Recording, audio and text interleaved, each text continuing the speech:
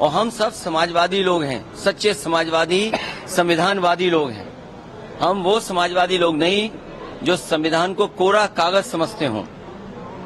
ये संविधान जिसने हमें रास्ता दिखाया, बाबा साहब भीमराव अम्बेडकर जी का संविधान, जिससे हमें समय समय पे अधिकार मिलते हैं। हमारी संविधान रक्षा करता है, संविधान हमारा संजीवनी है, संविधान हमारे पीढ़ी का प्रकाश स्तंभ है।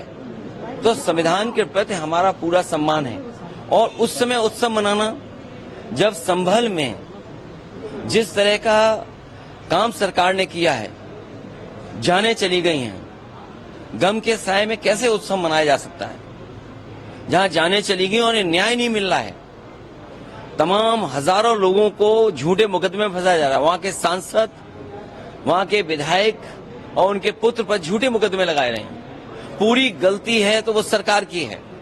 सर्वे जब एक बार हो चुका था, फिर दोबारा सर्वे क्यों करना?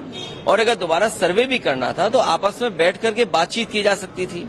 बातचीत कर करके जो बातें रह गई थी उनका दोबारा सर्वे कराया जा सकता था। सर्वे के खिलाफ नहीं थे, लेकिन जिस तरह का सर्वे करते समय जो टीम के पीछे नारे लगा रहे थे, क्या उनके खिलाफ कोई कार्रवाई हुई? क्या सर्वे के साथ और सर्वे टीम के साथ बीजेपी के कार्यकर्ता थे जो भड़का रहे थे? क्या उनके पास ऊपर कार्रवाई हुई? क्या उनको गिरफ्तार किया गया? क्या उनको जेल भेज दिया गया? विपक्ष न जाए वहां पे। वहां पर जो लोग परेशानी और तकलीफ में हैं, उनकी बात न सुन पाए, इसलिए इंटरनेट बंद है। वहां पर कोई जा नहीं सकता है। हमारे दो लीडर ऑपोजिशन हैं, दोनों हाउस के, दोनों जाना चाहते हैं आज, लेकिन दोनों को जाने की परमिशन नहीं दे रहे हैं।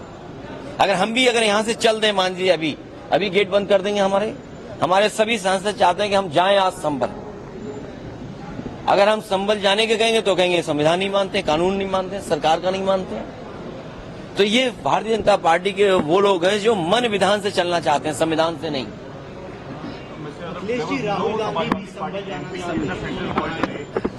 हम उत्सव तब नहीं मना सकते जब उत्तर प्रदेश में वोट लूटा गया हो।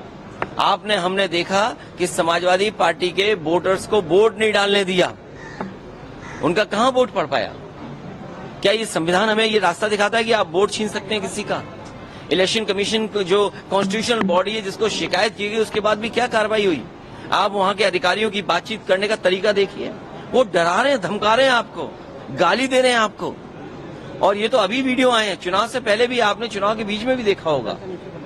क्या एक महिला जो वोट डालना चाहती है तो उसको रिवॉल्वर से आप रोकेंगे? यही संविधान का उत्सव होगा क्या? तो इसीलिए हमारा विरोध है इस बात का। उत्सव तब बन सकता है जब संविधान के सच्चे रास्ते पर चलें। सच्चे समाजवादी ही संविधानवादी हैं।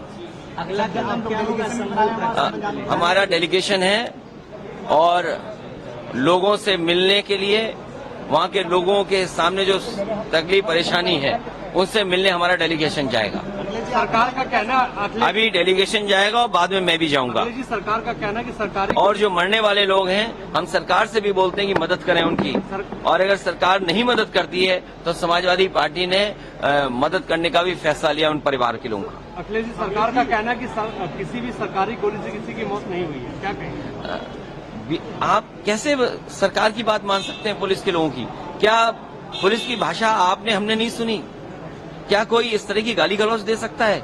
ऐसे अधिकारियों के खिलाफ कार्रवाई करनी चाहिए। और अगर सच्चे संविधान पे चलने वाले लोग हैं तो ऐसे अधिकारी जो गाली दे रहे थे उनको टर्मिनेट कर देना चाहिए। जो लोग सीधी गोली चला रहे थे वोट न डालने पे, उनके खिलाफ क्या कार्रवाई की सरकार ने? आप लोग सांसद को हम देखिए, मैं उस संबंध में कुछ नहीं कहूंगा।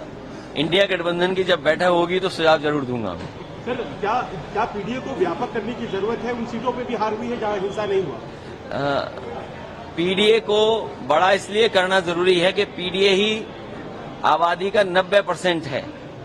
पिछड़े, दलित, अल्पसंख्यक, पिछड़े, दलित, आदिवासी और आधी आबादी अगर हम कुल मिला लें और पीड़ित, दुखी, अगड़े भी अगर हम मिला लें तो 90% लोग दुखी हैं सरकार से। आज संविधान दिवस है, हम तो चाहते हैं कि रोज संविधान दिवस की तरह ही बनाया जाए।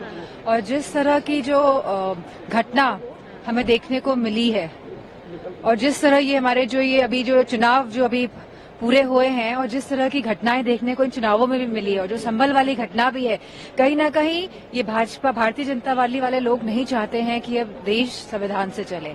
इसीलिए आज हम अंदर नहीं गए हैं, लेकिन हमने आज संविधान की जो शपथ है वो हमने ली है ऑफिस में। लेकिन संभल की घटना को लेकर ये तो कहा जा रहा है कि लगातार कार्रवाई हो रही है, पुलिस पूरे एक्शन मोड में, उसके बाद भी क्यों आरोप प्रत्यारोप का दोष लगा? पुलिस एक्शन मोड में है, लेकिन पुलिस तो सही में जिम्मेदार है, क्योंकि प्रशासन खुद ही जिम्मेदार है इस पूरी घटना का। तो सही मायने में अगर देखें तो लोगों को प्रताड़ित किया जा रहा है और लगातार लोगों को प्रताड़ित कर रहे हैं संभल में, और गलत मुकदमे लगा के जहां 800 लोगों पे एफआईआर हुई है, वहीं जहां हमारे एमपी मौजूद भी नहीं थे घटना के समय, वह बैंगलोर में थे, तो उनका भी नाम जब्त किया गया है। तो कहीं ना कहीं एक प्रशासन की पूरी मिली जुली संगठन के माध्यम से इस घटना को अंजाम दिया गया है।